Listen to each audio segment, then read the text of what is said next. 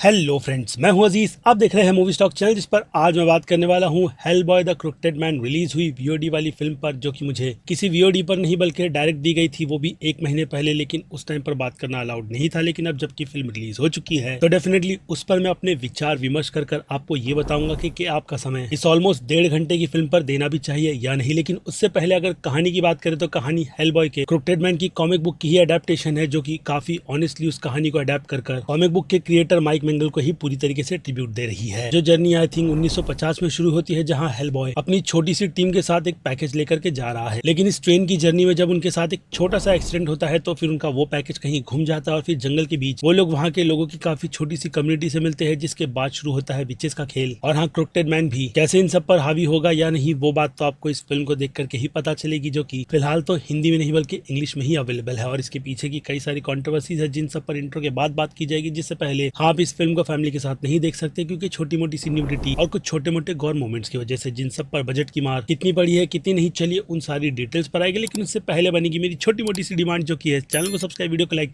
और शेयर करने की तो कर लो।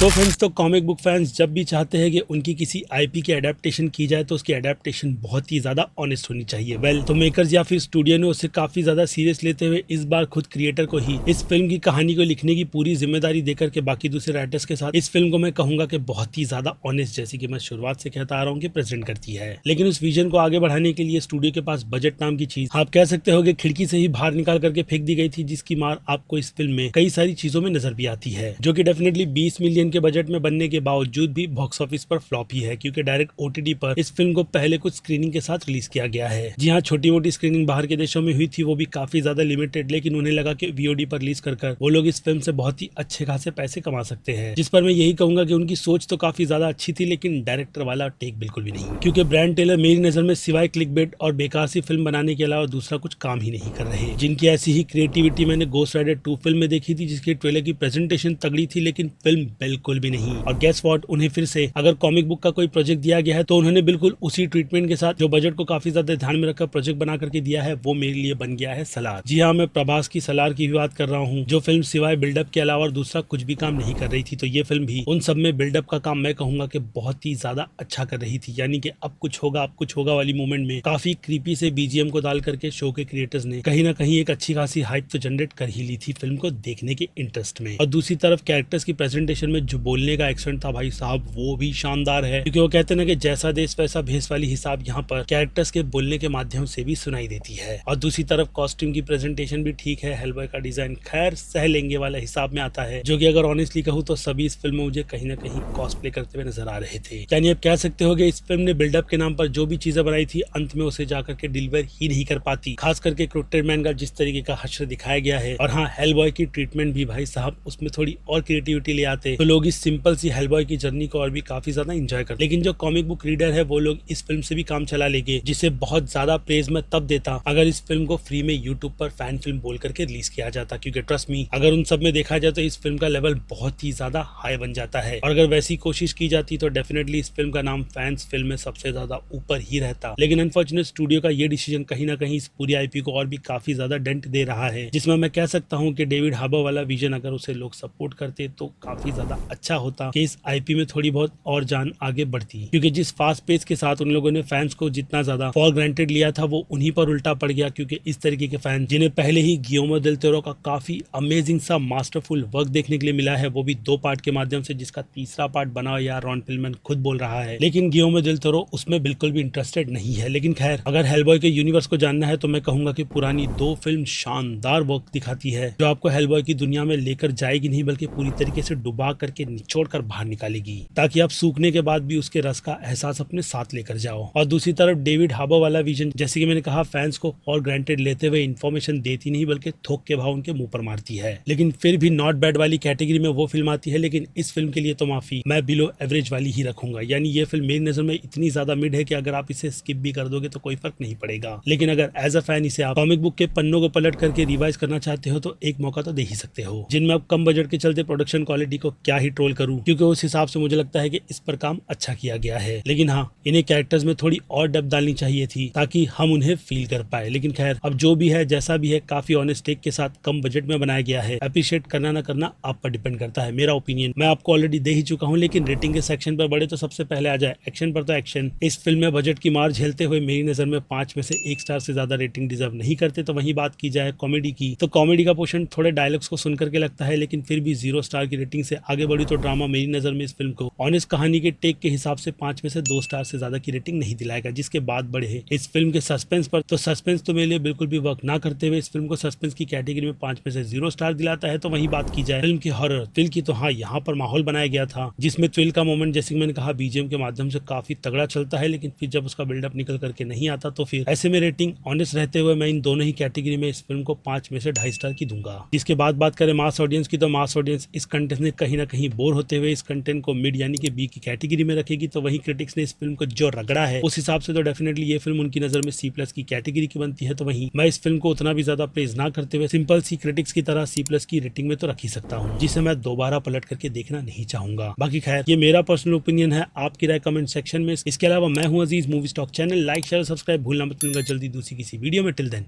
बाय।